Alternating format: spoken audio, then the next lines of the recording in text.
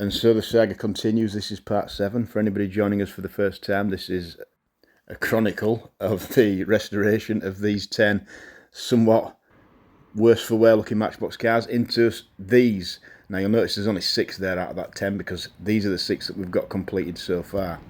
And what are the other 4 that were in that first clip? What is their subsequent fate? Well, I can tell you, they're mostly not that far from being done. Well, they're all not far from being done. It's just some are a little bit further away than others still. Out of all of them, the Rover Sterling was definitely the closest to completion. So we'll see if we can actually get this one finished off. I mean, it's always been close to completion right from the start because most of the work on that got done quite quickly. So the headlights were just a little bit, still looked a little bit sad-eyed. So I've just gone over it with a tiny, very carefully, tiny little bit more of the liquid chrome just to get the headlights a little bit more oblong looking. I think that's worked out all right, but that's not it. The old Plymouth, that's coming along more than you'd think. I know it looks like the least, but I've gone around the outside of the wheels with like an extra little chrome band, and I've got big plans for the sort of plastic lower half of it as well.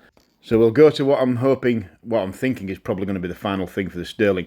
The bottom half of it, I love the colour, don't get me wrong, it's probably my favourite colour to do these things in, but it just, because of the way I went about it, because the top half of it is mirror polished and then the transparent red on top, and the bottom half is gold chrome with that same transparent red on top, I thought that it would give the effect. I don't know what made me think this, but I thought that the lower half would look slightly darker than the top half, and it doesn't. It looks slightly, it just looks a little bit different, so it looks more like a mismatch rather than something that you've done on purpose, that I've actually done on purpose. So I don't want to get rid of that red from the bottom half because it's turned out really well and it's really a really nice colour. I definitely don't want to lose it.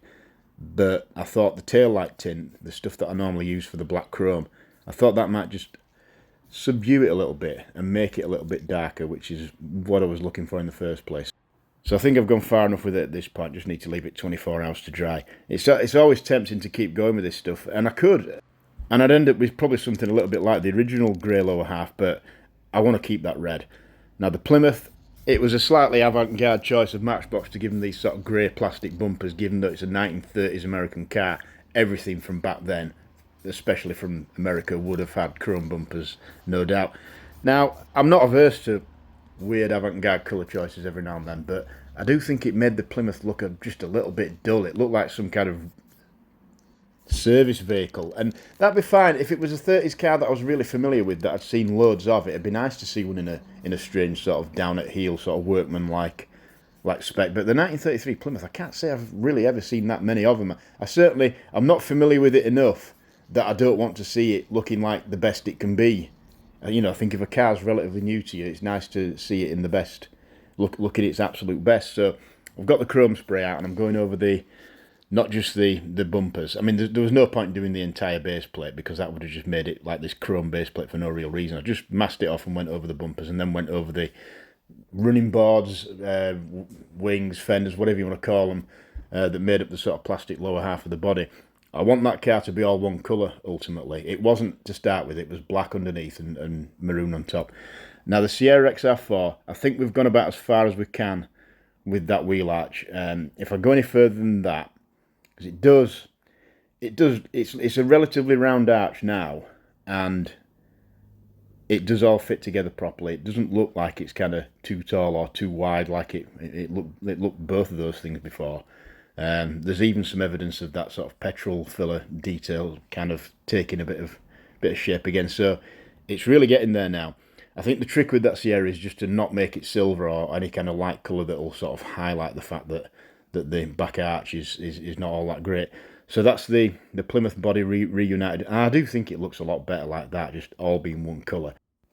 Now, if anybody's wondering where the London taxi's been all this time, I mean, yeah, it was one of the ones that seemed to be almost complete, almost straight away. The paint went on nicely, but, well, it seemed to go on nicely. It didn't. What you're seeing here is a faintly laughable attempt to try and save the paint job, basically, because the reason you haven't seen it is because I've known there was something wrong with the paint all along, and I've been able to deflect my attention from that by just getting on with the rest of them. But really, this like the Sierra, this now it's not as serious a problem because it's just with the paint that I put on. the body itself is absolutely fine. So the worst that's going to happen with this is I have to repaint it right from the start.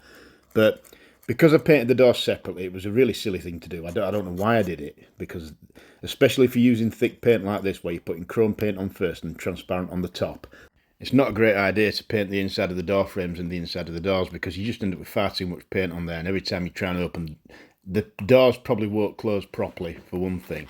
And even if they do, they'll probably just eventually, the thick paint will all stick together, and next time you open them, you'll pull half the paint off with the door. So the paint that goes on the inside of the door frames and it really does need to be very, very thin. It certainly doesn't want to be the same amount of paint that's on the rest of the thing, and that's what I've done with the taxi, so that's why we're at this stage now. I mean, just filing down those edges, I've managed to take some paint off. I don't know if I'll be able to save that paint job. It's possible, but like I say, it's not the end of the world, because it's a very good casting. It's just going to be a case of stripping the paint and redoing it from the start, and then that will pretty much be done.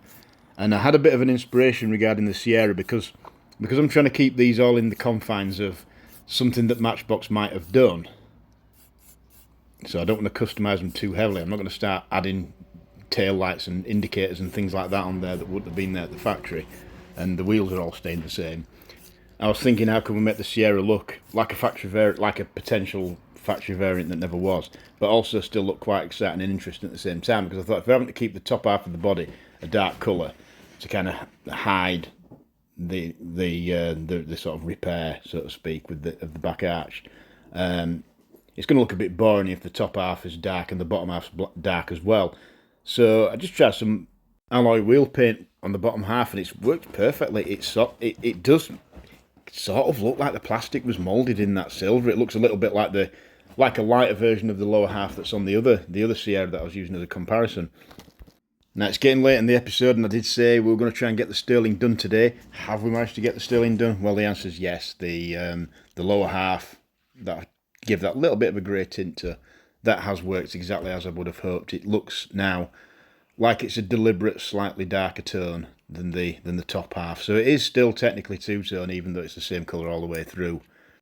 So we'll just get it all put back together, and then time for a few shots of it that sort of remind us why we bother with all this bare metal polishing nonsense. I mean, if you look at the effect, it's funny because I did think, because it's a little bit overcast today, I thought the lighting conditions might not be great for actually showing this effect off, but if anything, they probably looks better in this light than it does in direct sunlight.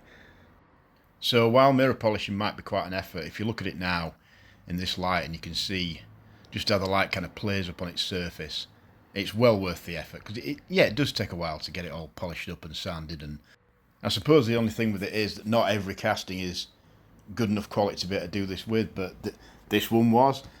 So I think that's enough excitement for one day.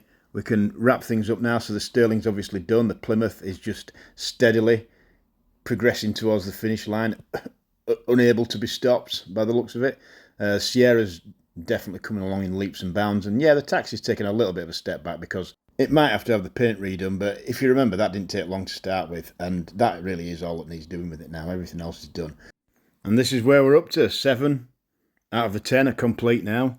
And I've got them all laid out here, just like a bit like a car lot from the old days where they used to have them, well, they probably still do, have them all sort of laid out in like a herringbone pattern. And I've separated the colours too. I ain't got 2 red cars together. That was always something that was frowned upon, but I suppose inevitable if you just happen to have too many of the same colour car, which we may have by the end of this, because there are quite a few red ones. So just a little bit of a shot there just to remind us of what we started with. It must be one of the most well-used pieces of footage on the whole of YouTube by now. So 7 down, 3 to go. Thanks for watching so far, and see you next time.